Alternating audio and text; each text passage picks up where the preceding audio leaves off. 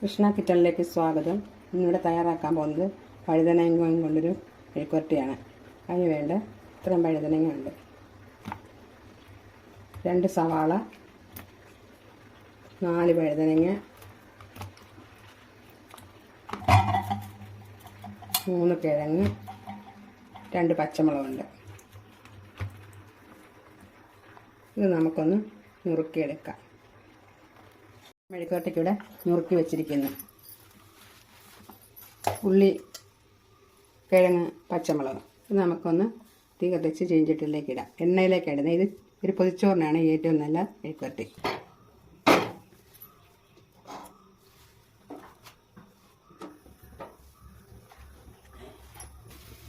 ചീഞ്ചട്ടി വെച്ചിട്ടുണ്ട്. ഇന്ന് ഞാനിവിടെ ഉപയോഗിക്കുന്ന എണ്ണ സൺറിച്ച് ആണ്.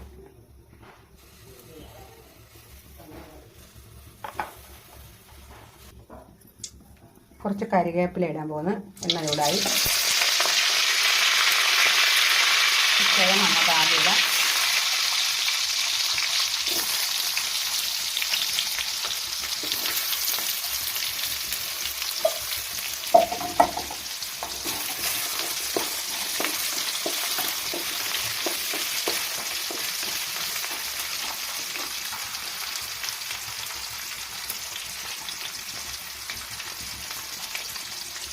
ഒരു ചെറിയ സ്പൂൺ ഉപ്പിടാം.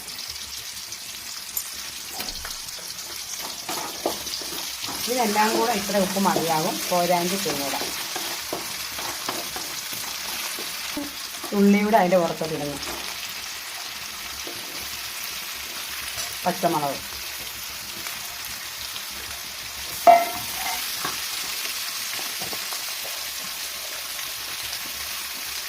ഒരു 1/4 ടീസ്പൂൺ മഞ്ഞൾപ്പൊടി,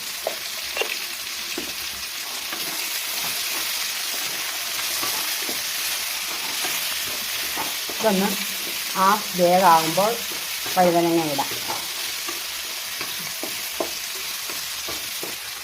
നമുക്കൊന്ന് മൂടി വയ്ക്കാം.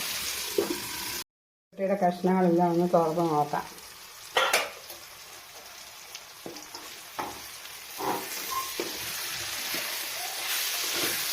പകുതി വെന്തിട്ടുണ്ട്.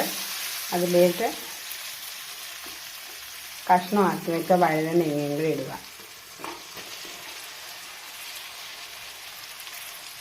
വഴുതനയ്ക്ക് വലിയ വേവില്ല,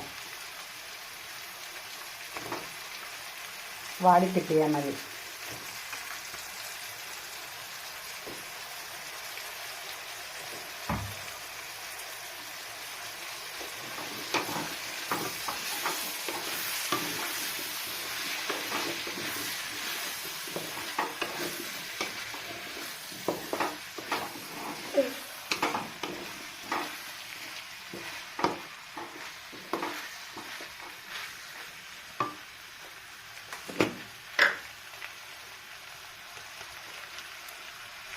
ഒരു സ്പൂൺ മുളക് പൊടിയോട് ഇടുക. ഒരു ഇച്ചിരി കൂടെ.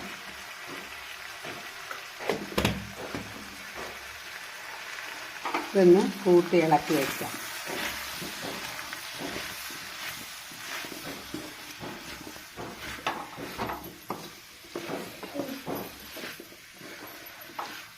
ഈ വഴുതനങ്ങയും കിഴങ്ങും ഉള്ളിയും പച്ചമുളകും എല്ലാം കേട്ടൊരു മെഴുക്കുവരട്ടി വെച്ചാൽ ഒരു ചെറിയ ചമ്മന്തി ഉണ്ടെങ്കിൽ ഇതൊന്ന് നന്നായിട്ട് ആവി വരട്ടെ. ഒന്ന് മൂടി വയ്ക്കാൻ പോവാം. നമ്മുടെ മെഴുക്കുവരട്ടി തുറന്ന് നോക്കാൻ റെഡിയായോന്ന്. റെഡിയായി.